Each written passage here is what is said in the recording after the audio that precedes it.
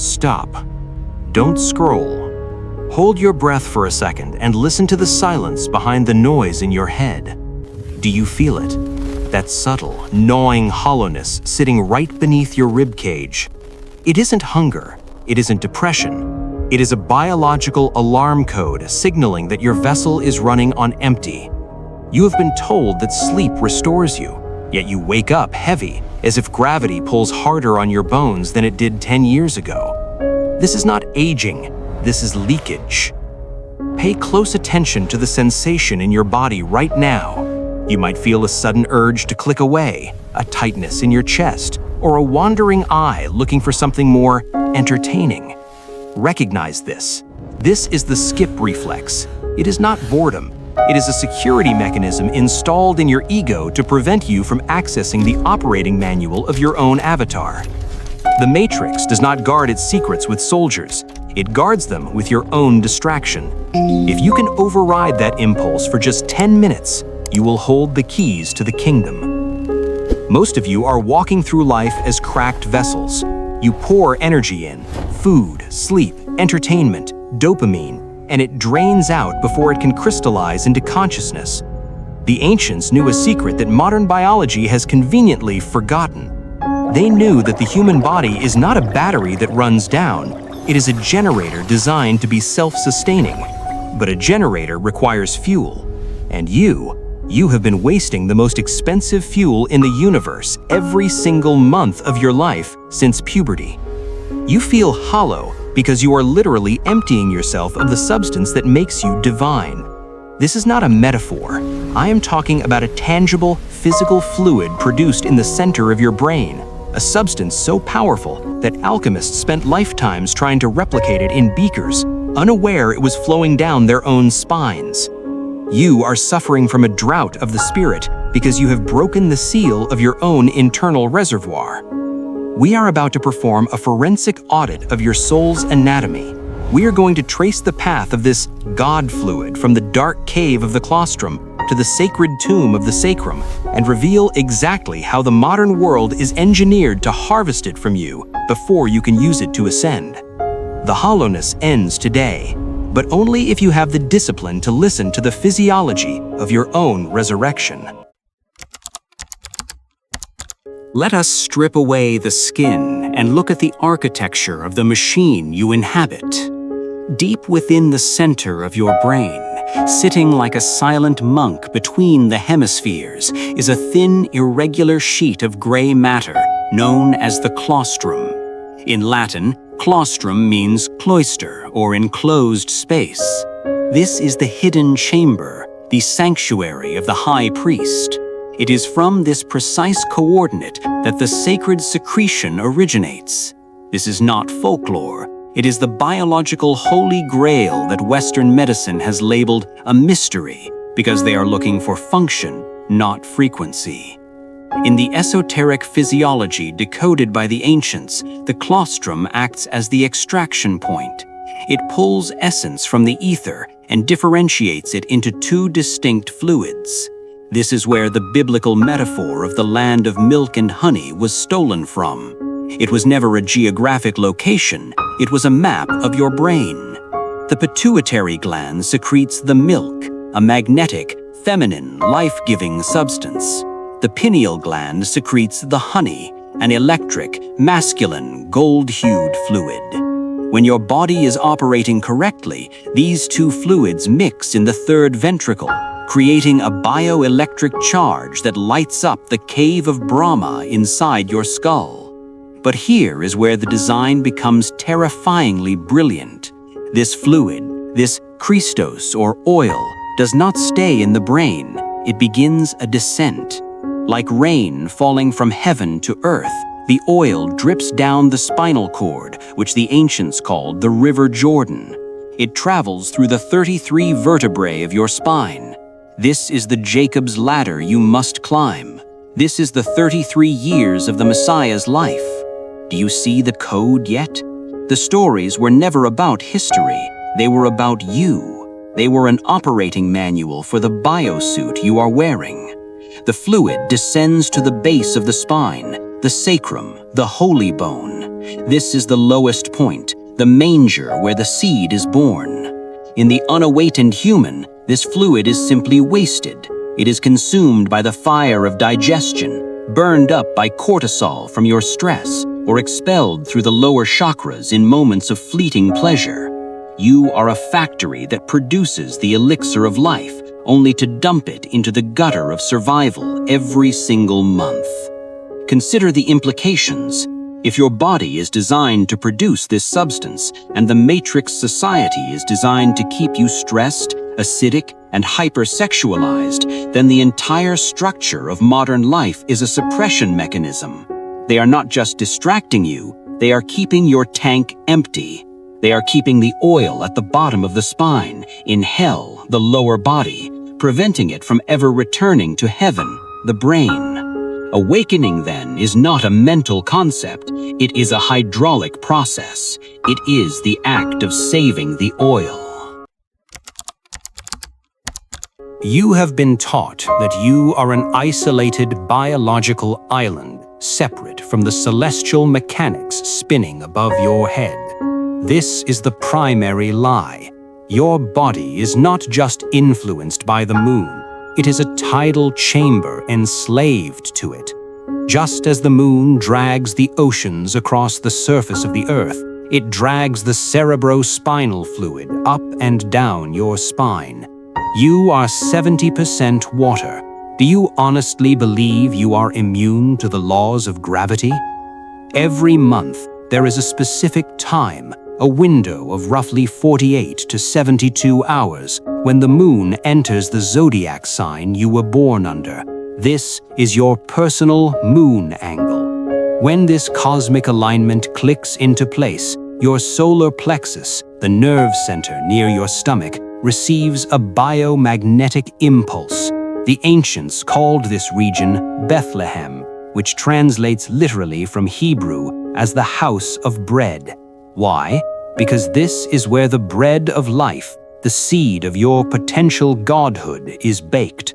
During this monthly window, a psychophysical germ, a microscopic seed of light, is born in the solar plexus.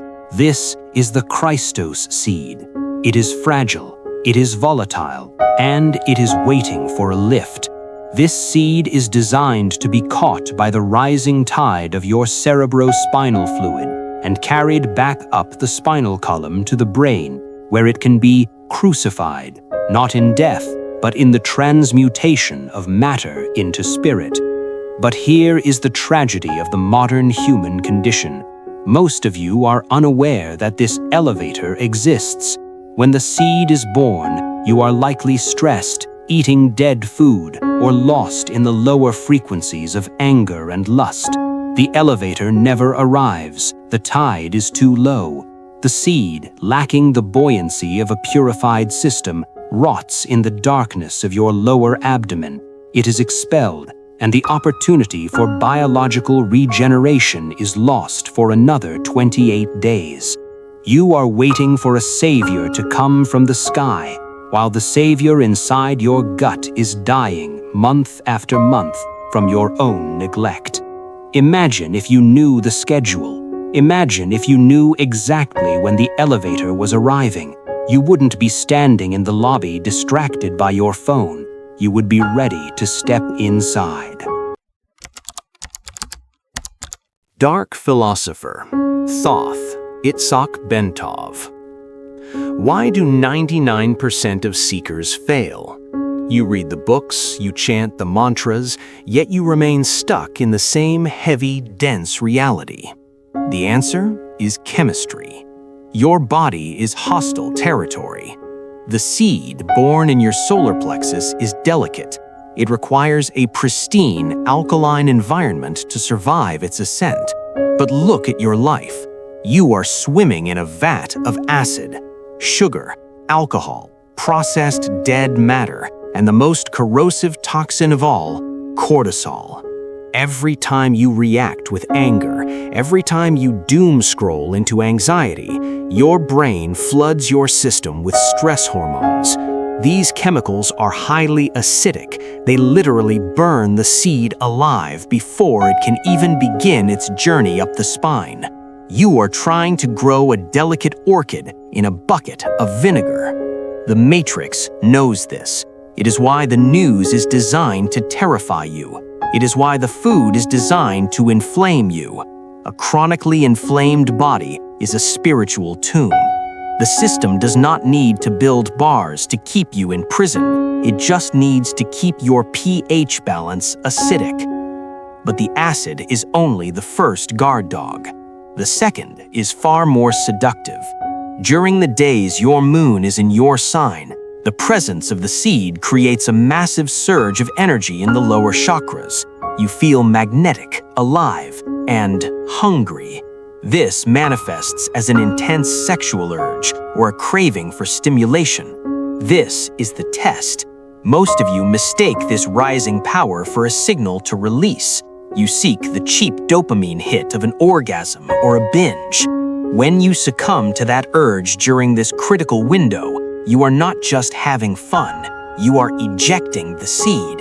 You are taking the raw material of your potential enlightenment and throwing it out of the temple. This is the fall of man reenacted in your biology every single month. You trade eternal power for 3 seconds of sensation. The oil is meant to be raised, heated, and vaporized into light in the brain, the true definition of crucifixion, or raising the chrism. Instead, you massacre it in the gut. The trap is perfect because it uses your own biological drives against you. It convinces you that the itch must be scratched, when in reality, the itch is the fuel trying to move upward. To escape the matrix, you must first survive the acid bath of your own habits and the siren call of your own lust. Let us assume you have done the impossible. You have kept the seed safe. You have silenced the hunger of the lower body. Now, the real physics begins. As the moon shifts, the preserved fluid begins its ascent up the spinal cord, powered by the rhythmic pumping of your breath and the electromagnetic field of your own discipline. It travels up the pneumogastric nerve, often called the vagus nerve. This is the wandering path, the road back to the skull's Golgotha. At the top of the spine lies the medulla oblongata. In ancient texts, this is the Golden Gate. Here, the fluid must cross a biological bridge to enter the brain. This is a critical threshold. If your vibration is too low, if you are still vibrating at the frequency of fear or shame, the oil cannot cross. It hits the ceiling and falls back down. But if your frequency is high, the oil enters the third ventricle, a hollow chamber in the center of the brain. This is the bridal chamber. Here, the alchemical wedding takes place. The oil, now refined and potent, meets the secretions of the pineal, electric positive, and the pituitary, magnetic negative. When these 3 substances collide, a chemical fusion occurs. The oil is literally heated by the friction of this high-frequency union. It does not burn, it vaporizes. This is the true meaning of the crucifixion. Not a man dying on a wooden cross, but the Christos oil being lifted up and transmuted into a golden gas that fills the cranium. When this gas expands, it activates the millions of dormant cells in the optic thalamus, the light of the world. Suddenly, the physical eyes may be closed, but you are no longer in darkness. A brilliant white gold light explodes from within the center of your head. This is not imagination. It is bioluminescence. The single eye has opened. You are no longer just a biological machine processing data. You have become a receiver of cosmic frequency. The halo painted around saints was never symbolic. It was a depiction of this electromagnetic field radiating through the skull of a being who successfully raised the oil. Dark philosopher, Thoth, Itzhak Bentov. You now possess the map, but a map is useless if you do not have the discipline to walk the terrain. The preservation of the sacred secretion is not a lifestyle choice. It is a military operation against the entropy of your own body. To activate the God mode latent in your biology, you must treat your body not as a playground, but as a laboratory during the critical window. Here is the protocol used by initiates for thousands of years, stripped of its religious disguise. First, you must identify your window. You do not need a guru, you need an almanac. Find the dates when the moon enters your specific sun sign, the zodiac sign you were born under. This occurs for approximately 2.5 days every month. Mark these dates in red. This is your Holy Week. During these 60 hours, the universe is handing you the raw materials for your own evolution. Treat this time with the reverence of a soldier guarding a nuclear code. Second, you must alkalize the vessel. Remember, the seed dies in acid. 2 days before your moon cycle begins, shift your diet. Eliminate meat, alcohol, sugar, and processed grains. These are dead foods that lower your vibrational frequency. Consume live foods, leafy greens, water-rich fruits, and structured water. Even better, practice intermittent fasting. When the stomach is empty, the body's energy is not wasted on digestion. It is redirected to the nervous system. You are clearing the highway for the cargo to pass. Third, and this is where the modern mind revolts, conservation. During your moon days, you must practice absolute retention. This means no sexual release. The fluid that creates life biologically is the same fluid that creates life spiritually. You cannot spend the currency and save it at the same time. When you feel the urge rise, and it will rise violently, do not suppress it. Witness it. Feel the heat in the base of your spine and visualize it spiraling upward instead of exploding outward. This is transmutation. You are turning lust into light. Finally, you must activate the pump. The fluid does not rise by magic, it rises by mechanics. Use deep, rhythmic breathing. Slow your breath to 6 cycles per minute. This specific rhythm creates a pressure wave in the cerebrospinal fluid, physically pushing the oil up the spinal column against gravity. Sit in silence. Visualize the oil moving up the vertebrae like mercury in a thermometer. Do not try to make it happen. Allow the physics of your breath to do the work. This protocol is not easy. It requires you to be in the world but not of it for 3 days a month. But the payoff is not just feeling good, it is the restoration of your rightful mind. What happens when you succeed? What is the payout for this biological austerity? It is not just a feeling of bliss, it is the restructuring of your reality.